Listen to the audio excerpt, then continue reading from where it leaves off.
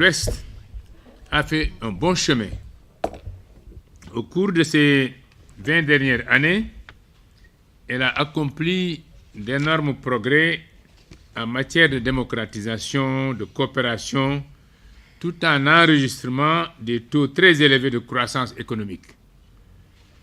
Alors qu'elle était en proie à la guerre civile et aux soubresauts politiques pendant des décennies de 80 et 90, et qu'elle était fragilisée par des difficultés de gouvernance, la sous-région a retrouvé son identité et son élan depuis les années 2000.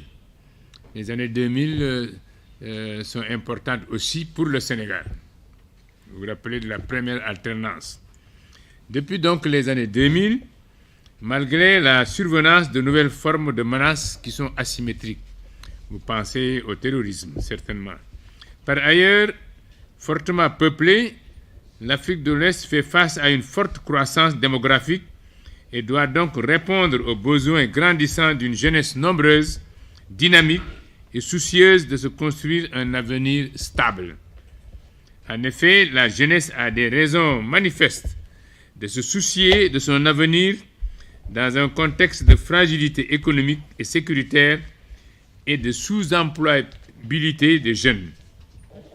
Heureusement que les États sont résolus à y faire face par la mise en œuvre sur le plan régional d'un ensemble de mesures en termes de réponse à l'inquiétude et au questionnement que pourrait avoir la jeunesse face à cette insécurité grandissante sur le plan régional et international et qui pourrait impacter son bien-être présent ainsi que dans l'avenir. Dès lors, nous avons voulu construire notre propos autour de la problématique du rapport entre jeunesse, sécurité et intégration régionale. Dans cette optique, l'intervention est subdivisée en deux parties. Une première partie qui fait le constat, un constat froid, un constat triste de la fragilité de la jeunesse exposée à un environnement où pullulent les réseaux criminels multiples et variés. Dans une seconde approche, nous rappellerons un ensemble d'initiatives régionales en termes de réponses qui existent ou qui sont en voie d'être élaborées pour soutenir l'effort de la jeunesse de se construire un bel avenir. Cependant, il existe des situations qui rendent les jeunes vulnérables. Je dirais, jeunesse et réseaux criminels, entre vulnérabilité et désespoir. Plus de la moitié de la population africaine vit en dessous du seuil de pauvreté, y compris de nombreux jeunes en situation de sous-emploi chronique. Plusieurs études montrent que la jeunesse africaine, qui se trouve en situation de frustration, de marginalisation, de chômage et de précarité sociale, est en mal de perspective d'avenir. Elle est vulnérable, cette jeunesse. Cette jeunesse a perdu la confiance aux capacités de l'État à assurer les services de base, la redistribution juste des richesses et la lutte contre l'impunité. Elle est par conséquent plus susceptible de basculer vers une forme de contestation sociale et à un repli vers des formes d'organisation alternatives en l'absence de cadres adéquats de socialisation de type citoyen, exemple des groupes terroristes et autres réseaux criminels. Ceci entraîne le risque d'une rupture conceptuelle avec la société et l'État. En effet, dans le but de juguler ces risques, de réponses régionales existent. Ces réponses régionales concernent la participation de la jeunesse dans la lutte contre l'insécurité. Les États d'Afrique de l'Ouest, en particulier, sont conscients de la réalité selon laquelle l'impact de la croissance démographique des jeunes sur la sécurité et la stabilité dépend largement des capacités des économies à les aborder, y compris dans le secteur informel, à améliorer leurs conditions de vie et à les intégrer à la vie sociale et politique. le secrétaire permanent du G5 Sahel pense en effet, dans ce contexte, que les questions de jeunesse sont surtout des questions de sécurité et s'inscrivent parfaitement dans le credo de sécurité et de développement que promeut le G5 Sahel. Pour cela, le G5 Sahel a un volet développement qui intègre la prise en compte des initiatives en faveur des jeunes dans cet espace. En effet, l'effort consenti pour la sécurité de la région sera sans lendemain s'il n'est pas accompagné d'un effort durable en matière de développement.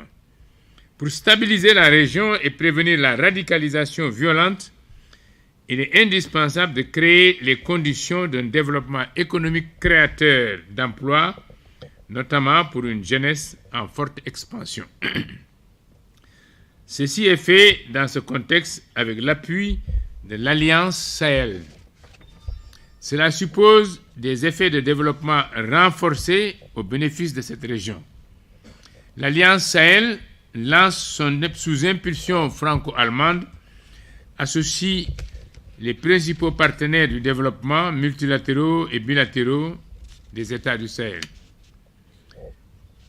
L'Alliance compte aujourd'hui 9 membres, la France, l'Allemagne, l'Union européenne, considérée comme une entité, plusieurs États mais une entité, la Banque africaine de développement, le Programme des Nations unies pour le développement, la Banque mondiale, l'Italie, l'Espagne et le Royaume-Uni.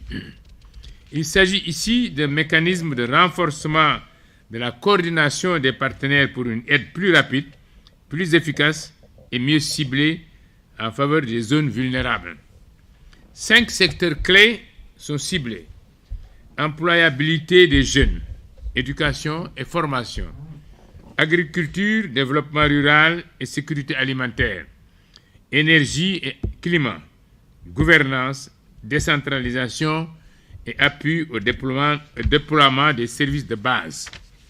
La CEDEAO a également mis l'accent sur l'approche concertée de la prévention des conflits à travers une collaboration active entre plusieurs acteurs, notamment les gouvernements, les institutions intergouvernementales, la société civile et les forces de défense et de sécurité sur le partage et la traçabilité de l'information pour la lutte contre le terrorisme et l'extrémisme violent. Il est important pour l'organisation de mettre l'accent sur le rôle des jeunes et des femmes dans les mécanismes d'alerte précoce et de prévention et partager leur expérience en matière de lutte contre l'intégration des jeunes à des réseaux criminels, la lutte contre le blanchiment des capitaux et le financement du terrorisme dans l'espace CEDEAO. Les pays de la CEDEAO réfléchissent également à des mesures novatrices pour une implication systématique des jeunes et des femmes en tant que partenaires de choix dans toutes les initiatives sociales, politiques, économiques visant à renforcer la prévention de l'extrémisme violent et le terrorisme. Compte tenu de tout ce que nous venons de dire, quelles recommandations peut-on faire? Il est nécessaire, à notre avis, de mettre en place un plan sous-régional, un dialogue inclusif entre la société, l'État et les jeunes de tous les pays de la sous-région, tentés par les actes de violence et autres réseaux criminels. Faire la promotion des cadres de dialogue intergénérationnel. L'on doit également mettre en place des structures qui contribuent à l'éducation des citoyens et à la culture de la paix. Je disais hier au forum qu'il fallait faire de la paix une guerre. La formation des médias à une meilleure gestion de l'information afin de promouvoir la prévention de la violence et le vivre ensemble. Enfin, la consolidation de la collaboration entre les États en matière de renseignement pour identifier les menaces et les réponses à y apporter. Hier, je disais également qu'au niveau des frontières, Au Sénégal, il y a une initiative qui a été menée récemment, il y a moins d'un mois, ce qu'on appelle la case culturelle, la case de citoyenneté, la case de bon voisinage. Cette case a été créée à Toubacouta, dans le Nyombato, et à Karan, et va être créée de l'autre côté de Karan, en Gambie, et ensuite en Guinée-Bissau et en Guinée-Conakry. Ça permet aux populations aux frontières de pouvoir se voir régler les problèmes qui leur sont communs et qui sont réels sur le terrain et d'être en bon terme au-delà des frontières. À ma droite, il y a Caroline Rossi qui est spécialiste des frontières, surtout la frontière sénégalo-gambienne. Elle est docteure en histoire contemporaine et elle a fait sa thèse sur la frontière, les frontières Gambie-Sénégal. Elle a aussi beaucoup de diplômes de journalisme, donc vous voyez, elle fait partie du groupe. Alors, quelle conclusion? Je suis un peu réticent de tirer une conclusion, mais je pourrais dire quand même, sans me tromper, que je pense, malgré toutes les difficultés, les défis, les challenges, etc., il y a des raisons de croire et d'espérer un avenir meilleur pour les jeunes. Parce que les jeunes, vous êtes pleins de talent et de détermination, et surtout avec l'appui de nos États, qui demeurent malgré tout les acteurs principaux, garants du bien-être social. Je vous remercie de votre aimable attention. Alimentaire. Aujourd'hui, nous mangeons beaucoup de choses dont nous ignorons comment ces choses sont fabriquées. Et nous assistons à de nouvelles maladies et les diagnostics nous disent toujours que c'est des maladies liées un peu à notre alimentation. Alors, en termes d'initiative, puisque nous sommes un groupe, je suis membre du groupe Initiative Afrique. En termes d'initiative, est-ce que nous avons des recommandations qui vont dans ce sens pour interpeller les décideurs à ce que les dégâts soient limités en matière donc de risques alimentaires que nous subissons aujourd'hui dans nos États? Parce que nous ne maîtrisons pas ce que nous mangeons, quel que soit, en tout cas, la plupart des plats que nous mangeons aujourd'hui, nous ne savons pas comment c'est fait. Ma deuxième question va toujours sur l'insécurité cette fois-ci. En Afrique, on n'est jamais en sécurité et je ne sais pas pourquoi.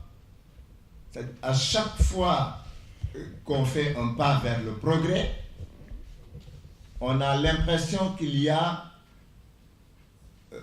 le démon derrière pour susciter une guerre ou un conflit pour tout détruire. Si nous prenons l'Afrique de l'Ouest, il y a Boko Haram au Nigeria, il y a presque AQMI ou je ne sais pas quoi du côté du Mali. La Côte d'Ivoire n'est pas encore sur ses deux pieds, comme on dit. L'éléphant aujourd'hui marche avec, je crois, 3 pieds seulement ou 2. Il n'est pas sur ses 4 pattes, l'éléphant sur 2 ou 3 pattes, je ne comprends pas. Donc, il y a peut-être que le Sénégal qui semble stable et quel autre pays, très peu de pays. C'est-à-dire, en voyageant dans la sous-région, c'est en ce moment-là qu'on se rend compte qu'il n'y a pas de sécurité quand on traverse nos frontières. Où on nous prend tout ce que nous avons comme argent, où on nous prend tout ce que nous avons comme bagage, alors qu'on venait de parler d'intégration.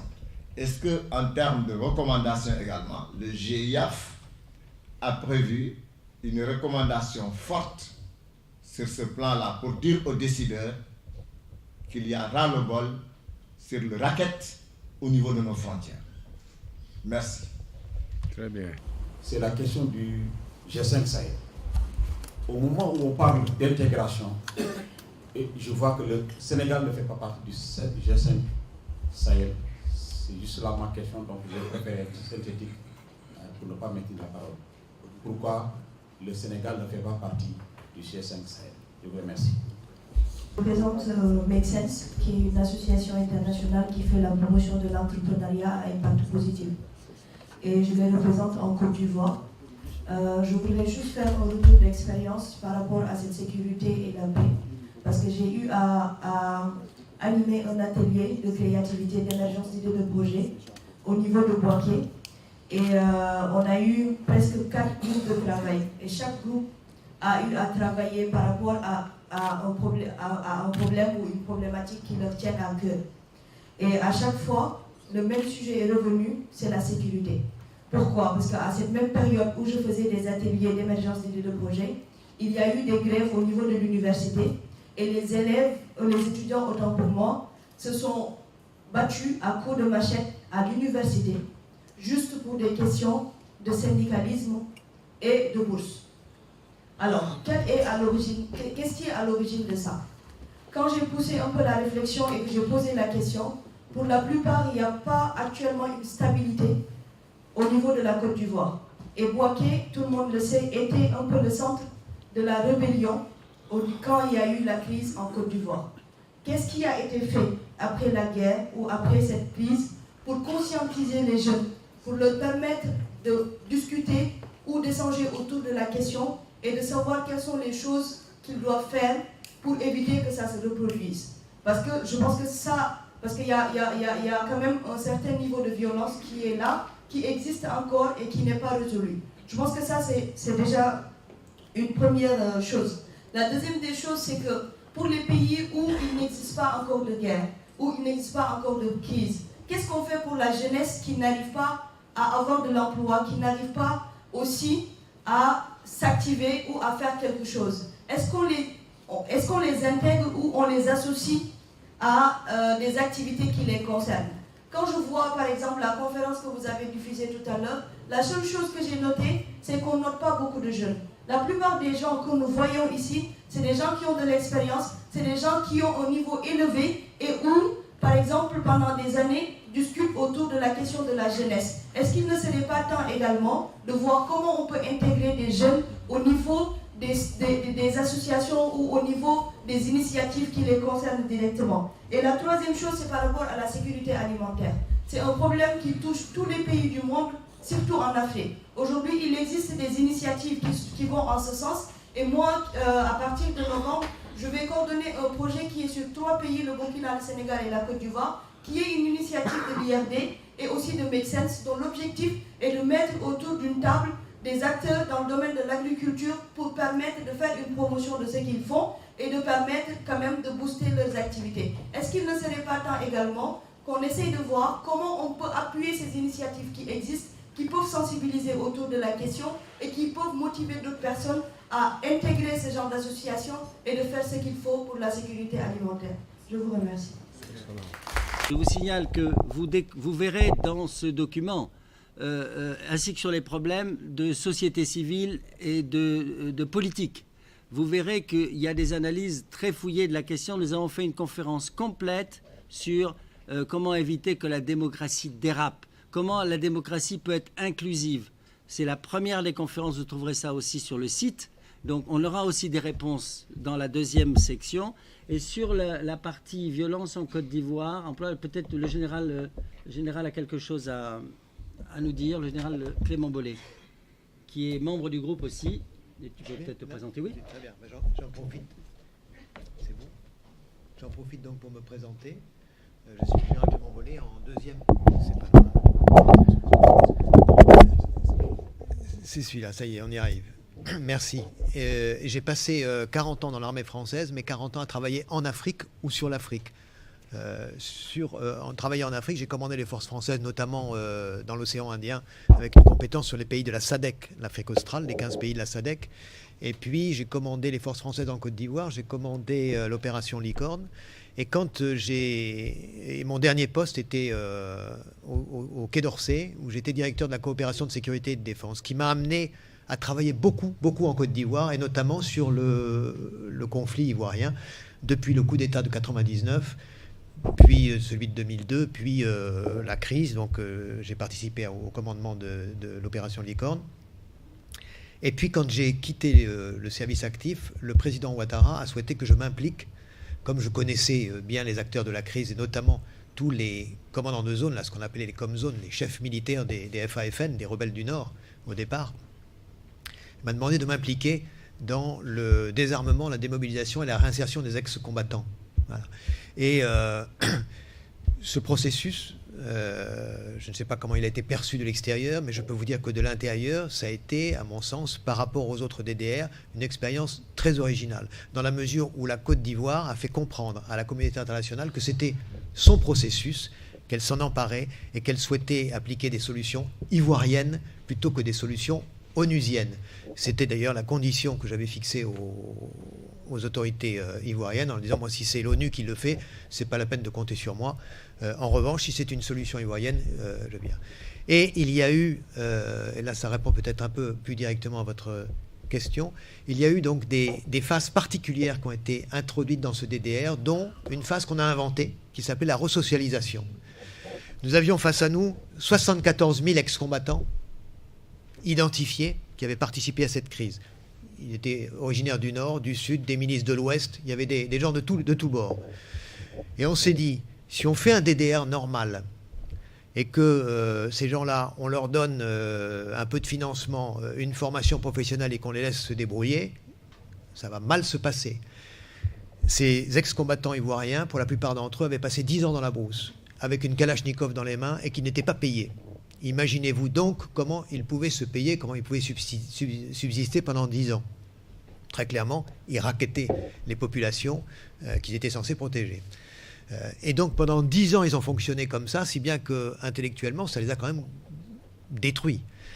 Et on s'est dit, si on ne fait pas un travail psychologique avant auprès de ces ex-combattants, dont beaucoup étaient jeunes, hein, ça va très mal se passer, on n'arrivera pas à les intégrer, on n'arrivera pas à les insérer. Eux-mêmes avaient peur de rejoindre la communauté civile, et les communautés villageoises et les communautés urbaines avaient peur de les voir revenir. Et donc on a fait un travail dans des camps dits de resocialisation, on a fait un travail de resocialisation pour les faire réfléchir. Donc ils étaient complètement isolés, hein, en pleine brousse, encadrés par des gendarmes ivoiriens qui avaient été formés pour ça. Et le but, c'était de le faire réfléchir à ce qu'ils avaient fait pendant la crise, à leur avenir. On a refait une formation civique et citoyenne, redonné les fondements du comportement civique et citoyen. Enfin, on a travaillé les esprits pendant 1 mois avant de faire quoi que ce soit en matière de réintégration. Et l'effet au bout d'1 mois, quand vous avez des gens qui n'ont que ça à faire, est spectaculaire. C'est fragile, et ça ne dure pas si vous ne l'entretenez pas, mais c'est spectaculaire. Et ça a donné après une motivation sans commune mesure au moment où il a fallu leur proposer une formation professionnelle. Les ex-combattants qui arrivaient en fin de resocialisation se disaient, si je suis pas ce processus, c'est la chance de ma vie, il faut absolument que ils montraient une motivation, si vous voulez, extrêmement forte après poursuivre ce processus. Le résultat que ça a été donné a été assez exceptionnel, et c'est pas moi qui le cite, c'est l'ONU qui le dit, qui le reconnaît, puisque 70 000 ex-combattants étaient concernés par ce DDR, et sur les 70 000, 58 000 ont été intégrés effectivement. Les 12 000 derniers ont été, ça je vous le dis d'expérience, ont été ratés. C'est-à-dire que le processus, il y a une espèce de lassitude et on ne s'est pas très bien occupé des derniers, si bien que ça reste quand même une capacité de nuisance possible. Le problème de la jeunesse en Côte d'Ivoire, c'est qu'elle est très politisée. Et que les syndicats dont vous parlez, c'est des syndicats beaucoup plus politiques que des syndicats étudiants. Et ils ne pensent qu'à la politique. Et vous savez combien la situation est vive en ce moment. Et je crois qu'on peut effectivement être un petit peu inquiet. Le professeur Gomis parlait de l'éléphant à 3 pattes. Moi, je pense qu'il a 1 patte en ce moment. Hein. Il n'a plus qu'1 patte. Voilà. Et que ça risque de mal se passer. Fusion de plusieurs groupes, vous savez, c'est les mêmes choses qui reviennent. Hein. Hier, on parlait de ça sur les alliances à faire pour combattre le terrorisme. Les terroristes djihadistes, parce que quand on parle de terrorisme, mais le terrorisme actuel, il est religieux. En tout cas, c'est le plus fort. Il est djihadiste. Souvenons-nous qu'il y a eu d'autres terroristes avant. Il y a eu les Brigades Rouges, Brigade Rossa, Aldo Moro, ils l'ont kidnappé et tué, meurtre. C'était meurtre pour les juristes qui sont là, je crois, un meurtre ou assassinat, en tout cas, c'est le plus fort. C'était des terroristes, mais pour des raisons politiques. Il y avait les Blackheads allemands, là, les boules rasées, également pour des raisons politiques ou de comportement, disons, raciste, etc.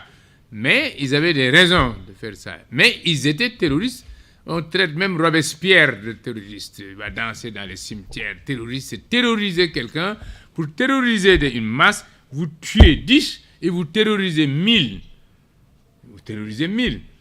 Hier, j'ai des exemples. Hier seulement à 17h30, je prenais la parole. Et puis, dans la salle, il y avait un bruit comme si on était à l'aéroport.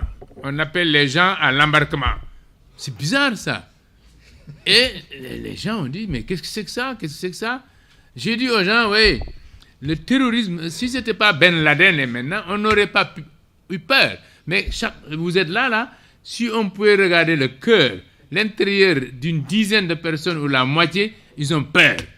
Ils ont eu peur parce que ce bruit d'aéroport, et quelqu'un a dit, ah oui, les gens qui prennent Air France ne veulent pas partir, rigoler un peu pour apaiser la tension. Tout le monde a peur. Le problème, c'est comment se ressaisir. Lui, il a peur, il y a un bruit, il a peur, il fait 200 mètres, il revient, il dit, j'ai failli avoir peur. L'autre bouge un peu et il se redresse. La maîtrise de soi, il y en a d'autres, calmement, ils ne bougent pas. Mais intérieurement, on a tous peur. Mais le temps qu'il faut pour se ressaisir, c'est ça, on distingue l'un de l'autre. J'ai dit à quelqu'un, vous voyez, il y avait une conférence à Paris, j'ai dit que les terroristes sont même d'entrer dans Amadeus, c'est-à-dire le logiciel des avions là. On sait que Jules Yaby prend l'avion tel jour, tel avion, qui va de tel endroit à tel endroit. Jules Yaby est là-dedans. Ils le savent parce qu'ils sont rentrés dans le logiciel des Amadeus. Yaby, il ne faut pas avoir peur, hein? Tu ne te terrorises pas, hein? Bon. Donc, ils ont tous ces éléments-là. Ces terroristes, actuellement, ils n'ont plus de moyens parce qu'il y a d'autres pays développés qui leur vendent des armes. Et ils ont l'argent et d'autres pays leur donnent l'argent pour acheter. C'est eux qui déclenchent l'hostilité. C'est eux qui déterminent l'intensité du feu. C'est eux qui déterminent la durée du combat. Et c'est eux qui disparaissent, soit dans la nature, soit par le suicide.